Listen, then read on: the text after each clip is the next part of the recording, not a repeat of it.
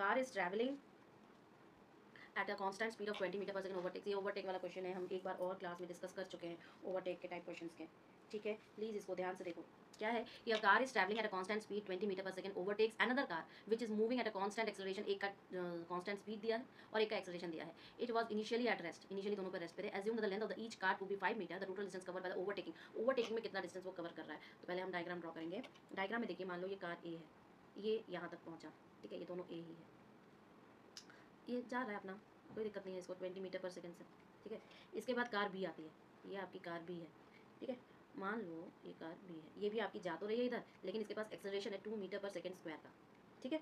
2 metre per second square का इसके पास acceleration, लेकिन इसकी इनिशियल जो है वो 0 है, ठीक है। अब अगर मैंने बोला कि यहाँ से यहाँ तक उसको जाने में 20 टी अगर लगे, यहाँ तक 20 टी अगर डिस्टेंस लगे, तो इसको क्या लगेगा, इसको 1/2 इंटू 2 इंटू टी स्क्वायर लगेगा कि नहीं, तो यू तो 0 हो गया वो डिस्टेंस वाले फॉर्मूले से। तो ये साइड किसकी है, ये साइड आप तब बोलोगे जब at t is equal to 0 पर ओवरटेकिंग स्टार्ट कर रहे हैं, ओवरटेकिंग स्टार्ट कर रहे हैं बेटा जी। और ये वाली सिचुएशन किसी भी टाइम एट टाइम टी बोल देना जब ओवरटेकिंग फिनिश हो गई, ओवरटेकिंग जो है आपकी फिनिश हो गई, ठीक है। जब ओवरटेकिंग यहाँ पे फिनिश हो गई तो हम इसको क्या कह सकते हैं, इस पूरे डायग्राम के हिसाब से हम अपना क्वेश्चन सॉल्व तो कर सकते हैं ना।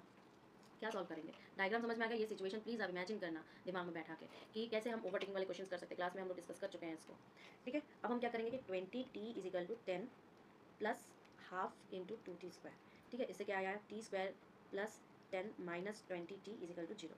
अब देखो ये एक क्वाड्रेटिक इक्वेशन है, क्वाड्रेटिक इक्वेशन है, डिस्क्रिमिनेंट मेथड हम जानते हैं, जिसमें अल्फा और बीटा का 2 रूट्स हैं, तो कैसे निकलते हैं, minus b plus minus under root of b square minus 4ac divided by 2a। अब स्टैंडर्ड इक्वेशन क्या हो जाएगा कि ये t square minus 20t plus 10 is equal to 0, a क्या हो जाएगा 1, बी हो जाएगा माइनस 20 और सी हो जाएगा 10। डाल के आंसर सॉल्व करो, तो आपके T1 और T2 निकलेंगे। उसमें आपको एक कंडीशन देखनी पड़ेगी कि दोनों कुछ इस टाइप के कंडीशंस में होने चाहिए बेटा, ये दोनों ऐसे कंडीशन में होल्ड करने चाहिए, एक तो बड़ा होना चाहिए दूसरा छोटा होना चाहिए, हम उसी ही वैल्यू को लेंगे, हम उसी वैल्यू को ही लेंगे। तो आपको देखना पड़ेगा क्यों, क्योंकि ये जो T1 T2 का जो कंडीशन बनाया, ये आपका सेपरेशन है दो कार के बीच में, जो कि पहला इंक्रीजेस करेगा एंड डिक्रीज करेगा जब आपके बी ओवरटेक कर लेगी ए को। ये मैं बता दे रही हूँ, ये जो टाइमिंग है ना आपकी T1 और T2 इस तरह लेंगे कि द सेपरेशन